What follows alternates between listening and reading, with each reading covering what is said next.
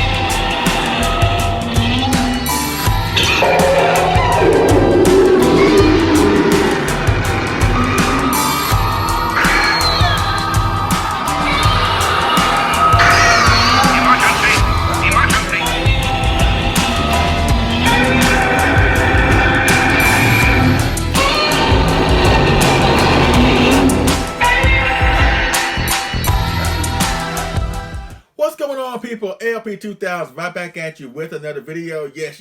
Welcome back. Welcome back to another edition of Leslie Chambers Kaiju Reviews. Yes, the first video of 2022. Yes, 2021 is in our rearview mirrors right now. And I'm sure just like all of y'all, we have gone through some good times, we have gone through some great times, we have gone through some bad times, unfortunately, but we've made it through 2021, and here we are in the year of 2022, and let's hope for bigger and better things in the year of 2022, and we're starting off this year with an awesome bang on a great, awesome note with this video right here. So without further ado, let's dive head first into this awesome, brilliant, spectacular model kit review. And today we'll take a look at the KOC-Tokyo 40cm Resin model kit of the 1964 Godzilla. Yes, the Mosugoji, my most favorite Godzilla design of all time for my most favorite Godzilla film of all time, but you already know that. Of course, 1964's Mothra vs. Godzilla, aka Godzilla vs. the Thing. Woo! This thing is so amazing. And again, as I mentioned in my last video of the Rebirth 95, courtesy of Vets Plus, I'm sorry that I didn't get to this guy sooner, because I know I teased it at the end of my Mondo Mothra 2003 video. But again, I'm sorry, but I want to start off this year on a great note, on a high note. And again, this I couldn't think of a better figure to review to start the channel on in 2022 with this guy right here, you know what I mean? So again, this thing, right off the bat, this thing is so amazing. Oh my God. Now, this normally run a part of the video while I go into the packaging, but when I got this figure, it came in a plain brown box, and here is a promo picture of the figure, as well as some instructions in Japanese text of the individual pieces that's in this kit, you know. So the figure didn't come in, you know, a box with great artwork, you know, whatever, because this is a model kit where you have to build and paint it yourself, you know what I mean.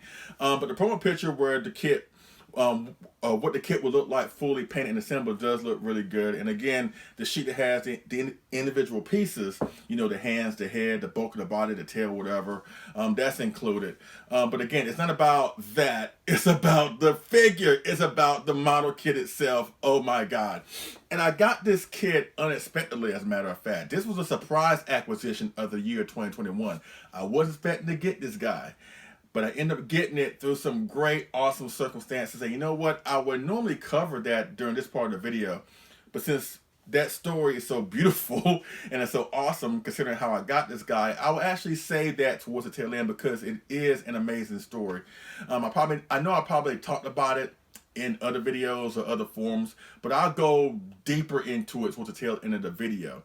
Let's go with some facts about this kit. Once again, this is the KOC 40cm kit of the Mothra Goji, resin model kit I should say, of the 1964 Godzilla, with the alternate head where you can actually change the heads out from his closed mouth look to his open mouth look, or partially open mouth look I should say.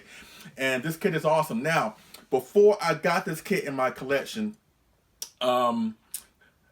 I thought, because this kit was sculpted by the great Akira Ibaraki behind the KOC model kit company, you know what I mean? I actually thought for a while that this was the only kit, or at least only piece that I had sculpted by Ibaraki in my collection. But upon doing some research, I found out I did have a few pieces in my collection that were sculpted by the great Ibaraki.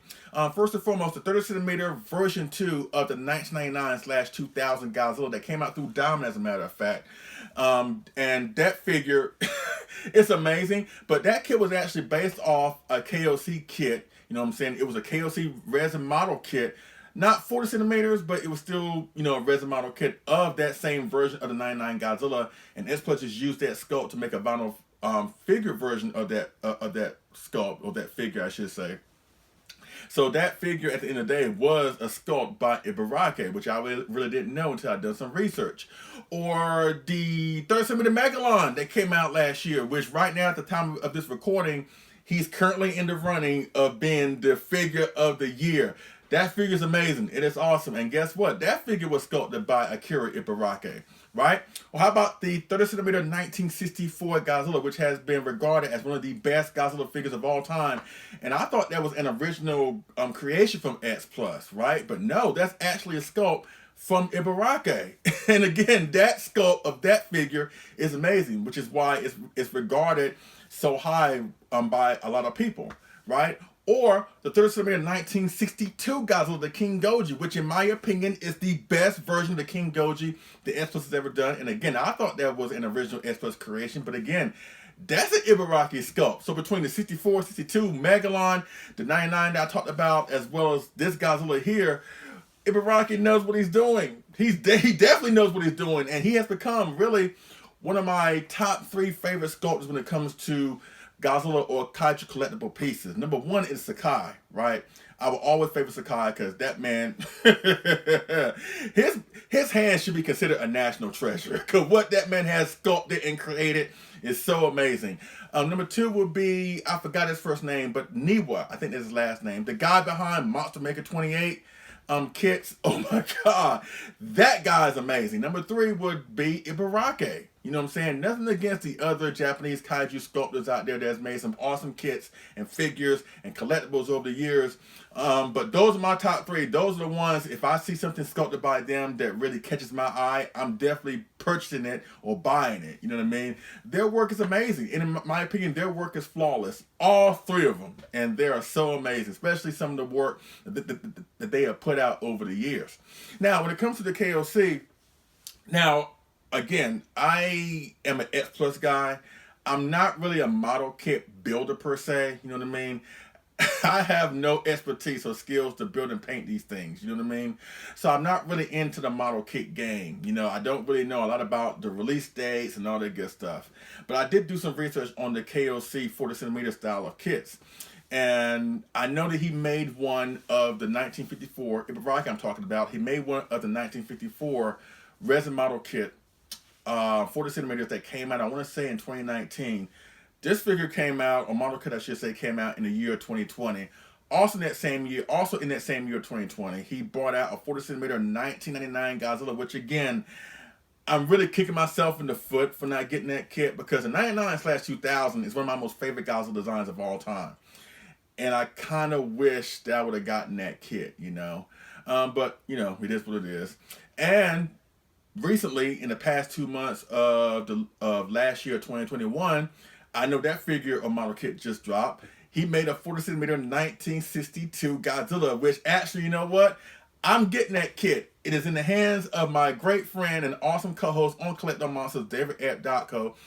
who coincidentally built and painted this kit more on that later. But he got the kit right now, and he's building and painting it for me, so hopefully I get it within the next 2 months, you know, or whatever. And consider how awesome he made this kit. I can only imagine what the 62 is going to look like, and I can't wait to put those two together and see which one is the better KOC kit between those two.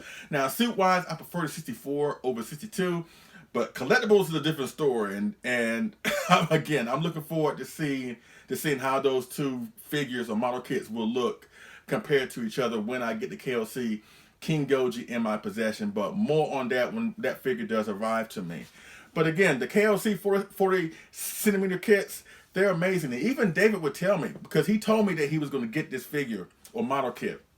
And he also tell me, he was like, hey, because again, the 64 Godzilla and Mothra vs. Godzilla is David's favorite film and favorite Godzilla incarnation too. So in my opinion, who is more perfect or more appropriate to build and paint this kit, you know? But even he would tell me, he's like, look, this KOC kit is coming.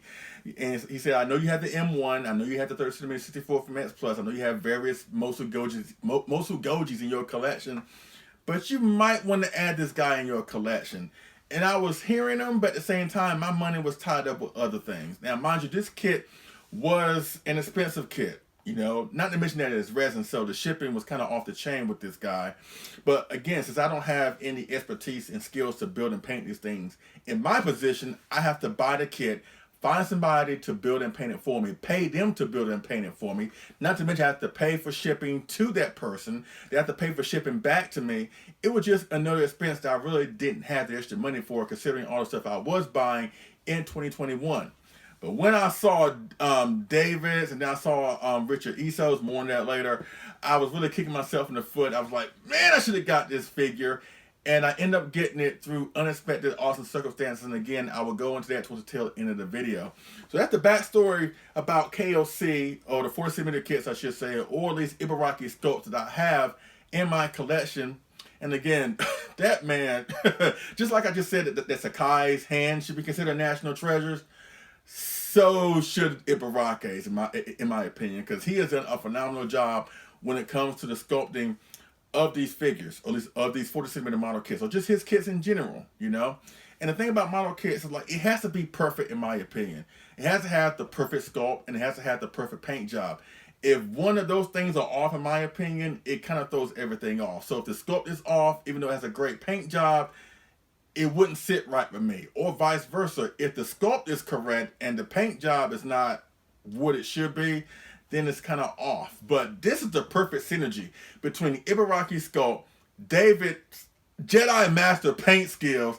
This is one of the best versions of, in my opinion, one of the definitive versions of the Mosu Goji that you will ever find. Oh my God, it is so amazing. Now also, the kit, when you first get the kit, if you are interested in buying these kits, I'm not sure how it applies to other resin kits, but when it comes to this kit in particular, it came in pieces. It came with two heads, two of his hands, the bulk of his body, the main row of his dorsal plates, as well as his tail, right? It came in separate pieces. And one thing about David, he's really hesitant about doing resin pieces, or at least shipping resin pieces over long distances. Like, I'm sure he has no problem doing resin pieces for people that's local to him or that's close to him. But I'm in North Carolina and he's in Seattle. We are in the opposite sides of the country. So him sending this kit fully assembled, or wanting to send a kit like this fully assembled, kind of presented a problem, because he don't want the figure to arrive damaged, which is completely understandable. But what's so cool about this style of kit, again, that is made in pieces, and it came in a styrofoam packed box, and each individual piece had its own slot. So it ensured its safety when it's going through the transportation system, which is so cool. And that's how I'm going to get this KOC 62. He's going to mail it to me in pieces, and I will put it together myself, which really isn't hard, quite frankly. So that's a good thing. So if they're going to be doing that moving forward, especially with resin pieces, then that would definitely get me more on board with going after resin pieces versus just sticking with X Plus figures, you know.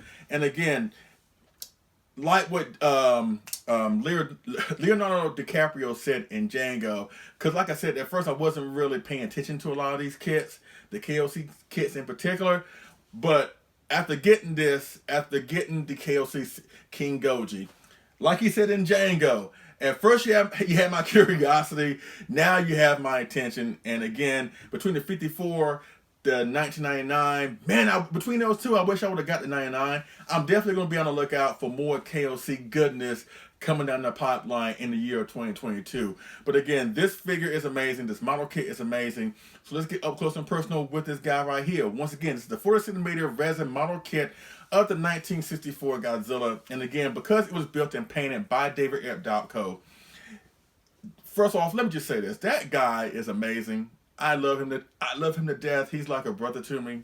You know what I'm saying? And the fact that, again, because he has the Most Goji as his favorite Godzilla, because he has Mothra vs. Godzilla as his favorite movie, again, he was the perfect person to build and paint this kit because he looks exactly how it looked in the film. Now, he doesn't look like how he first come out of the ground where the suit looks really fresh, whatever. If I had to pinpoint a moment where this model kit looks like in the film, I would say he probably looks like when he's like going through the countryside, being bombarded by the military, where he's got a little bit of dirt on him. Maybe before he fights, the adult Mothra, or maybe in between he kills the adult Mothra before he fights the baby Mothras at the end. That's how this is what I see when I look at this kit. Okay, the richness on the skin is amazing. Again, the Ibaraki sculpt is flawless in my opinion.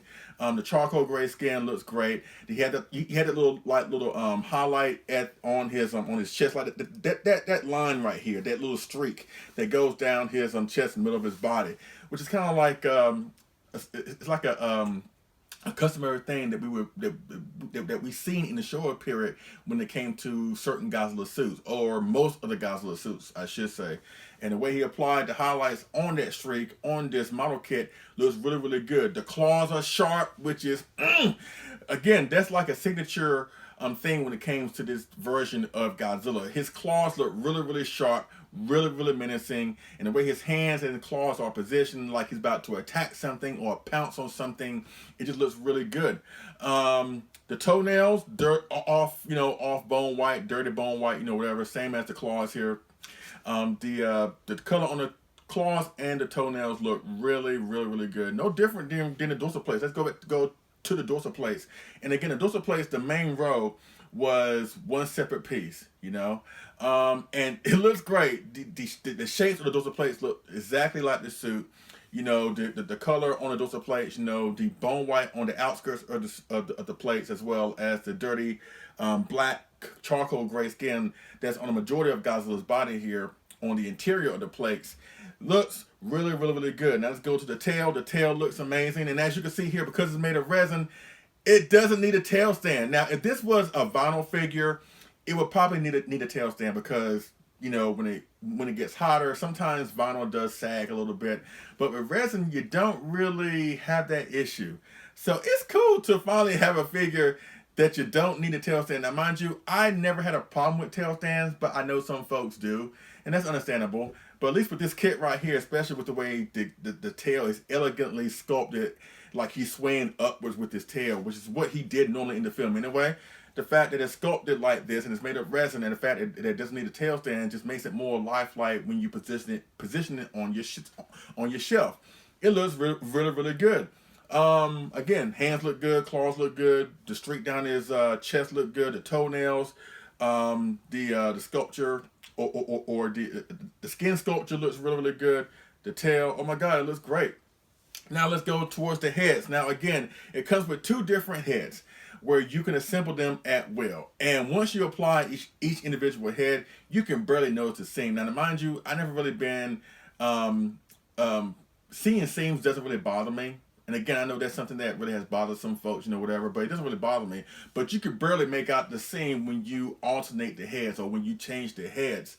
And the heads look great. Now, whatever head that you're not using, it comes with this stand, this magnetized stand where you can put the head that you're not using on the model kit into this slot right here, which looks really, really good. And again, everything is basically magnetized on this figure. So when I got the figure, again, it was in pieces. So all I had to do was just put all the pieces in their appropriate slots.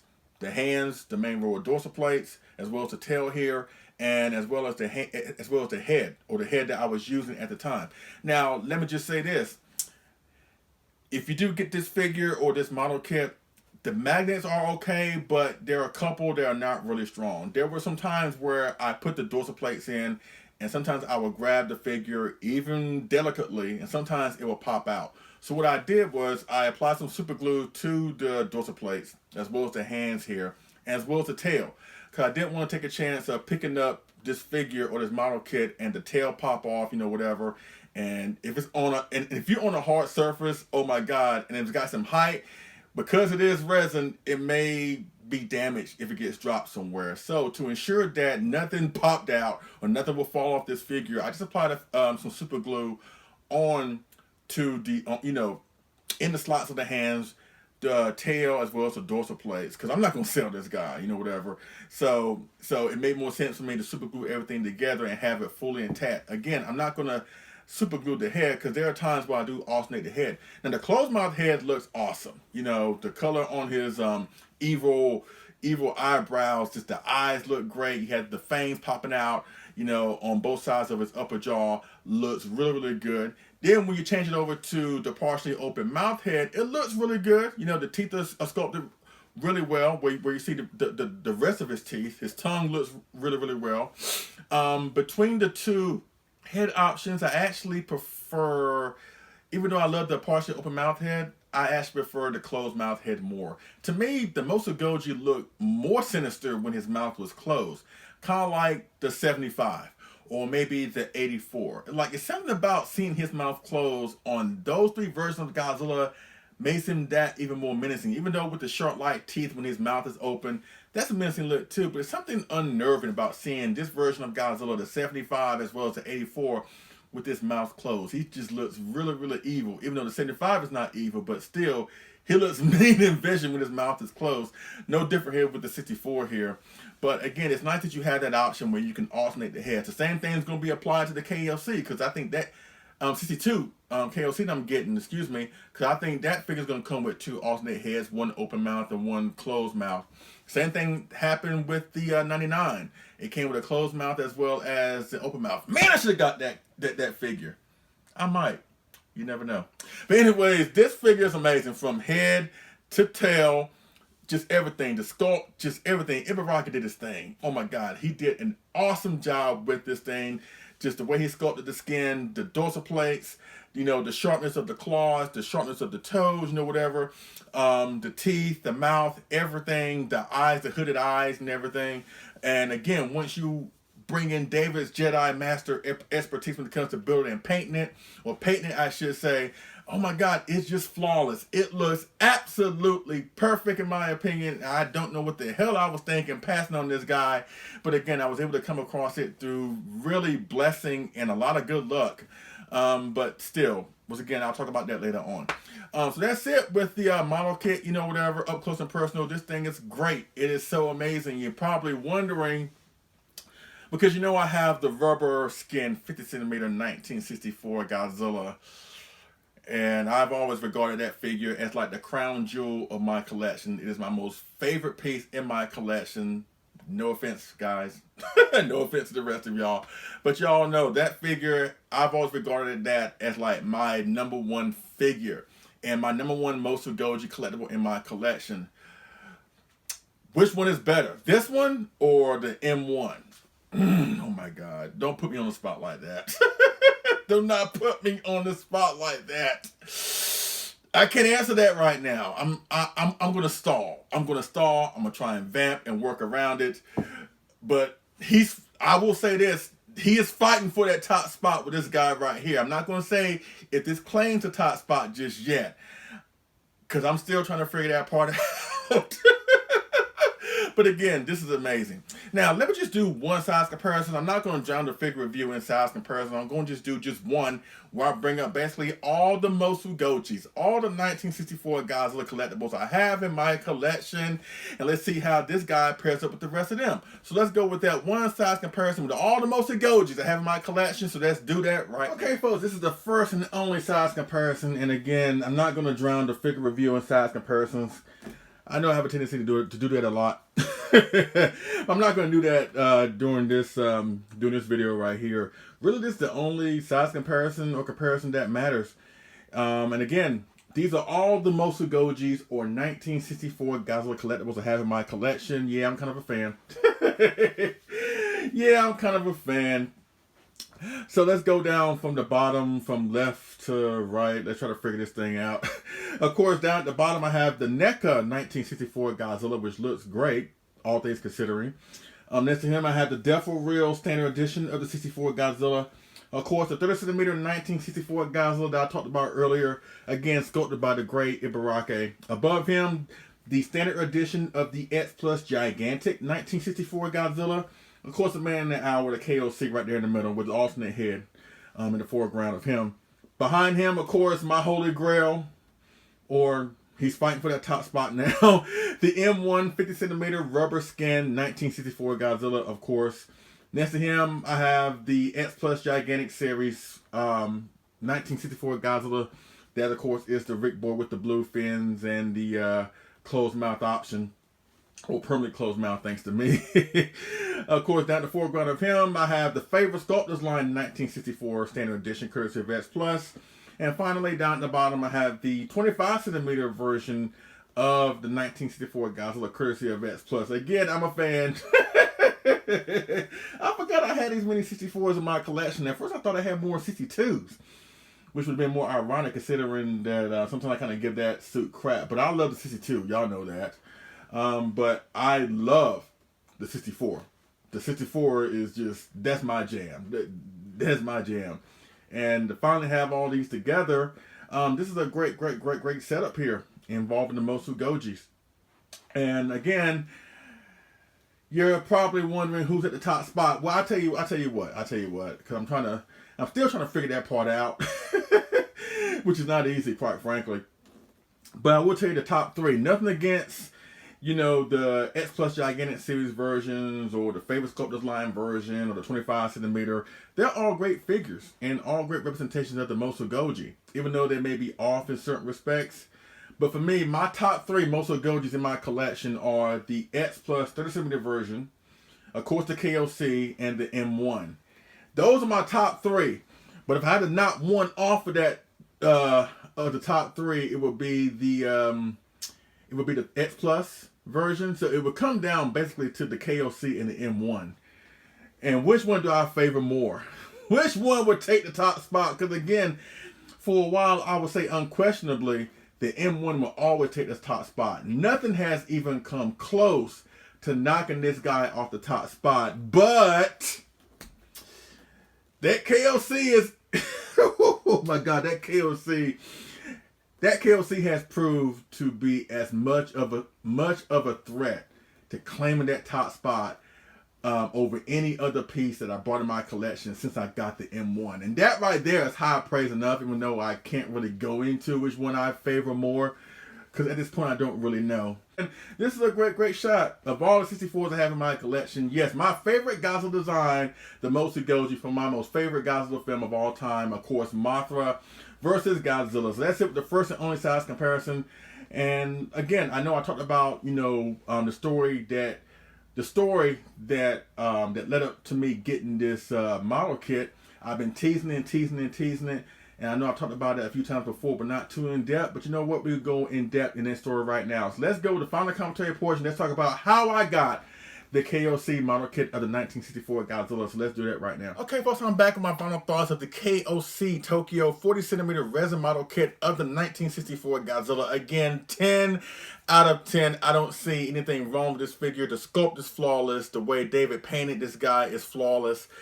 Oh my God, this thing. And again, I'm really torn about which one is the definitive 64. You can make a case for either one because the M1 is bigger, is taller, is made of rubber, which the suits were made out of back in the day. So it comes across like a lifelike prop that could have been used in the movie. But you can't deny the awesomeness of resin. And this actually looks like the actual monster in the film, if that makes sense. The M1 looks like the rubber suit, and the KOC looks like it if Godzilla was an actual monster in the film. So a case can be made for either one on which is the definitive 64. But again, You got to stay tuned for a side project on Collect All Monsters, the M1 versus the KOC 1964. I may have David along there with me because, again, he has the KOC-64 and he also has the rubber M1 too. So, again, just like I said earlier, like, who was more appropriate to build and paint this kit but David Dopko? So the same thing applies to that side project. So definitely that will be coming real soon. Now, speaking of David Dopko, I want to give a huge shout out and thank you to him.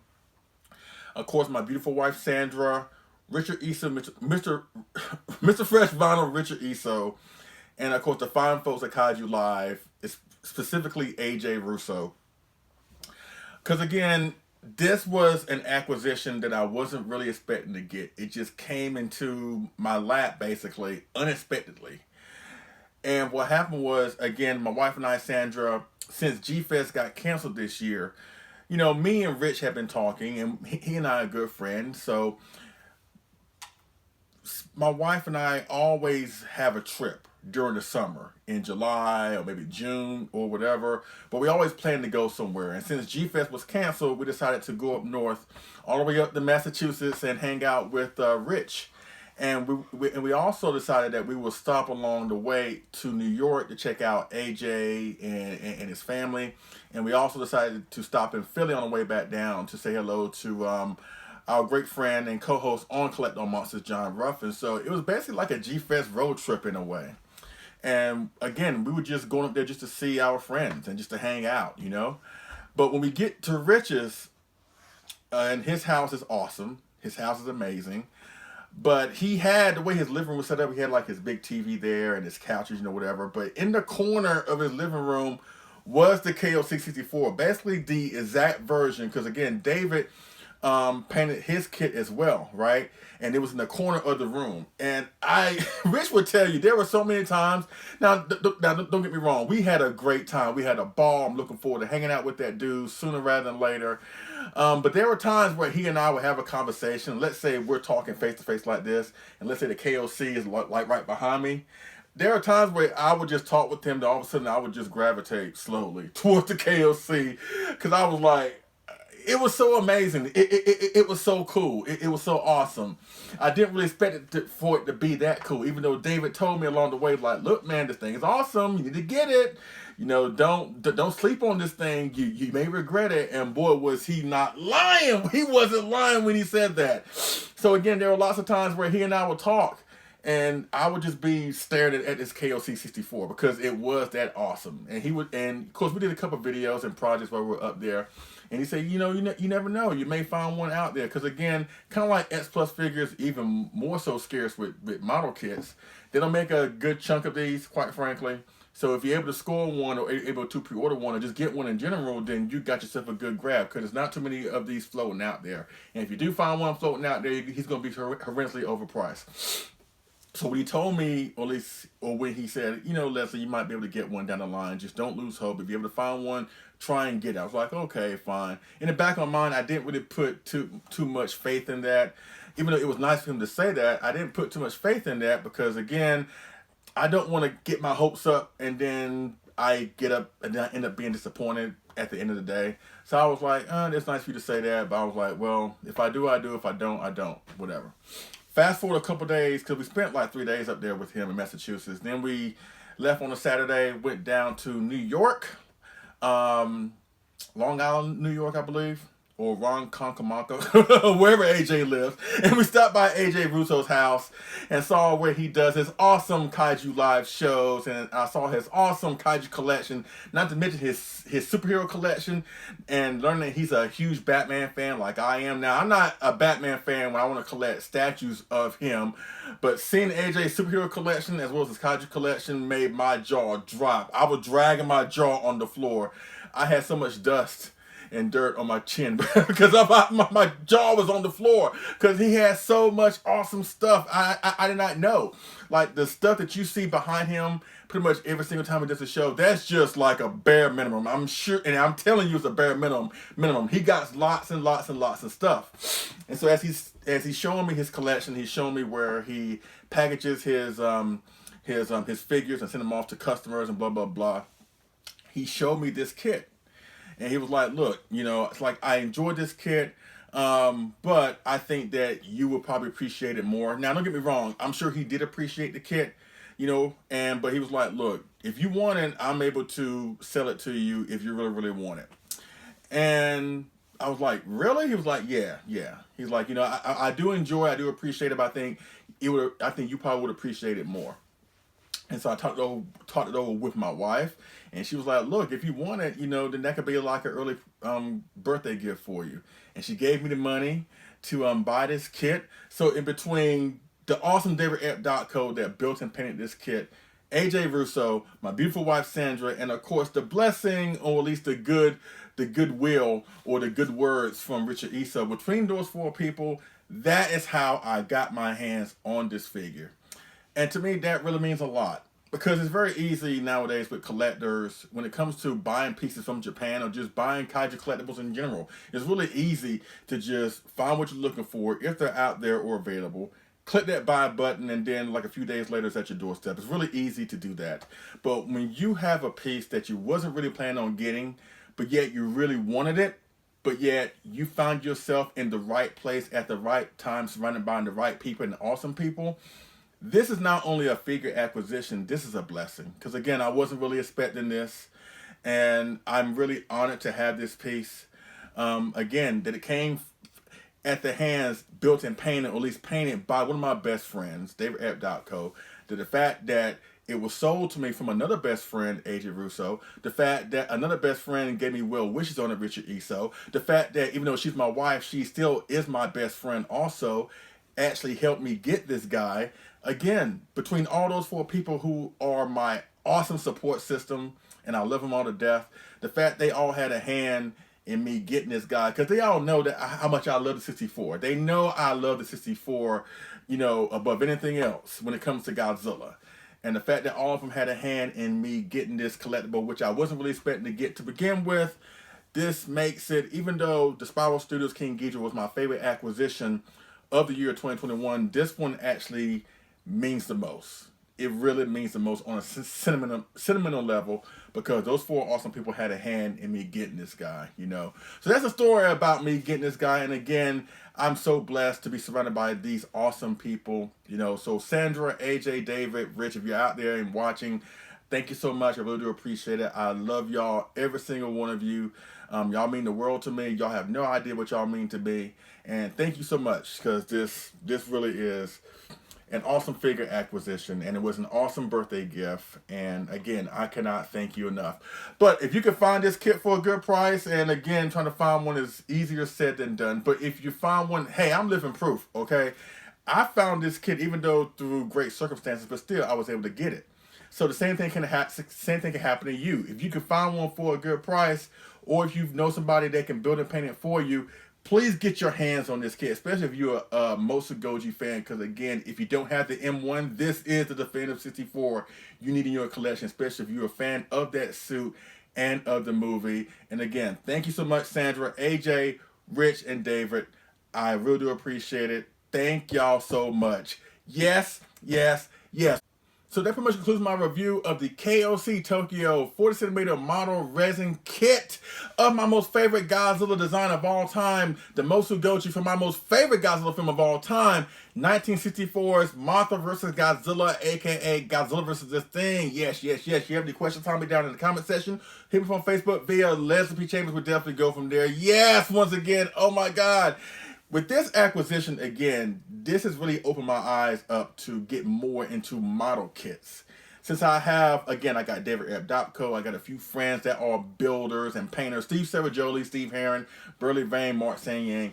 I have access to these awesome, wonderful artists, builders, and painters that can actually build and paint these kits for me. Of course, it'll be a slight fee.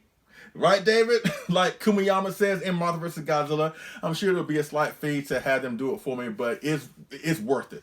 It's well worth it. And I know Steve Serajoli has told me that pretty much anybody can learn how to build and paint these things. And I can understand that. But I also believe that what Steve does, what David does, what Burley does, what Steve Heron does, what Mark Sanyang does, what they do, what Ron McKay does, they have a God-given talent that a lot of us just don't have. A lot of us don't have the skills to paint these things perfectly like they do. So even though I understand the argument that Steve Savagoli says that anybody can learn how to paint these things, but I also think that a few of us are blessed with that God-given talent that can build and paint these things perfectly the way they do. So again, y'all are like I said with Sakai's hands or Ibaraki's hands. Matter of fact, David, your hands, Steve Savagoli, your hands, Steve Herring, your hands, Burley Vang, Mark Sang-Yang, y'all hands are national treasures too, because what y'all can do is an amazing God-given talent, and y'all are just awesome for having that talent. So don't everybody tell you differently, okay? But again, by me getting this kit, I'm open up more to get more model kits. And again, I know I'm getting the KOC King Goji worked on by Dave. As a matter of fact, I also got the Monster Maker 2875 Godzilla kit, and Dave was working on that as well. So, and I also got the Billiken Gargantuas towards the tail end of last year. As a matter of fact, that will be the next video on my channel coming real soon. So I've been open up to the idea of getting more model kits, you know.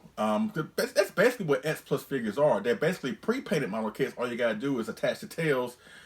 It's more easier said than done in some cases, but all you gotta do is attach the tails to the bulk of the body, and that's it. But it's something about getting a kit, having it built and painted for you by a passionate artist that has the skills of a Jedi Master like David, Steve, and Ron, and everybody. It's something about that really just opens me up and makes me more passionate about being a collector, you know, because you have options other than X Plus, other than Marmons, other than SH Monster Arts. There's something to be said about doing the whole model kit thing too. And again, there are so many awesome, wonderful, approachable artists in our community that you can talk to and say, hey, would you mind doing this for me? And the worst they can do is say no. But if you're honest and if you're able to, you know, make it worth their while and pay them real good, then I don't see why they wouldn't take the commission and build and paint it for you, you know? And this thing is amazing. Again, the flawless sculpt from Ibaraki, the painted flawless sculpting and painting, from David F. Dopko make this the definitive version of the 64. Does he top the M1? You have to wait for that side project on Collect All Monsters, and I'll answer that then. But until then, you're going to have to wait. But again, he's fighting for that top spot. But again, this is an awesome model kit. I'm so glad to have it. And again, thank you, Sandra, AJ, Rich, and Dave. I really do appreciate it. So ladies and gentlemen, I give to you finally the KOC-Tokyo 40cm model kit.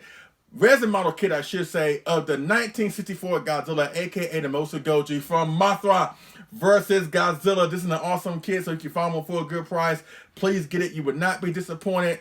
Yes, yes, yes. I thanks so much for watching. I appreciate it, and I will see y'all again on the next figure move review. All right? Y'all take it easy.